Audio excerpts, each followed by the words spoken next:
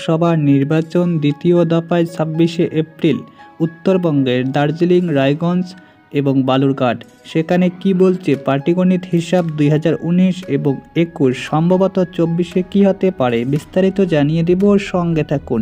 চ্যানেলে নতুন হলে সাবস্ক্রাইব করুন, পাশে থাকা বোতামটি বাজিয়ে দিন।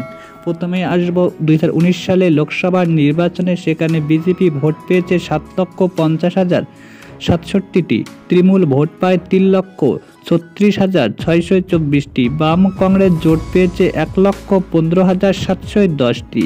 তারপর ২০২১ সালে বিধানসভা নির্বাচনে বিজেপি ভোট পেয়েছে ৫,৯১,৫৫২টি, তৃণমূল ভোট পেয়েছে ৪,৭৩,৭৮৪টি, বাম কংগ্রেস জোট পেয়েছে ৮৩,১৬৬টি।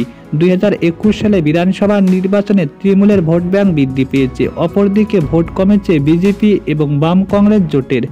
২০২১ সালে ইতিমধ্যে দার্জিলিংয়ে কারা কারা এগিয়েছিল? কালিম্পং, সেখানে ইতিমধ্যে এগিয়েছিল বিজেপি, জয়লাভ করে। দার্জিলিংয়ে জয়লাভ করে বিজেপি, কার্শিংয়ে জয়লাভ করে বিজেপি, মাটিগাড়া নকশালবাড়িতে জয়লাভ করে বিজেপি, শিলিগুড়িতে জয়লাভ করে বিজেপি। তবে এবার ২৪-এর লোকসভা নির্বাচনে পাটিগণিত হিসাব বলছে এবার লড়াই হতে পারে হাড্ডাহাড্ডি, এমনটাই ইতিমধ্যে সেখানে তৃণমূল প্রার্থী লামা এবং বিজেপি প্রার্থী রাজু বিস্তা। তারপর আমরা চলে আসবো ইতিমধ্যে রায়গঞ্জ। সেখানে এবার লড়াই হতে পারে হাড্ডাহাড্ডি। সেখানে ২০১৯ সালে বিজেপি ভোট পেয়েছে ৫,১১,৬৫২টি, প্রায় ৪০.৫০%। তৃণমূল ভোট পেয়েছে ৪,৫১,০৭৮টি, ভোট পেয়েছে প্রায় ৩৫.৭০%। বাম কংগ্রেস জোট পেয়েছে ২,৬৫,৬৬৯টি, ভোট পেয়েছে প্রায় ২১.৩%।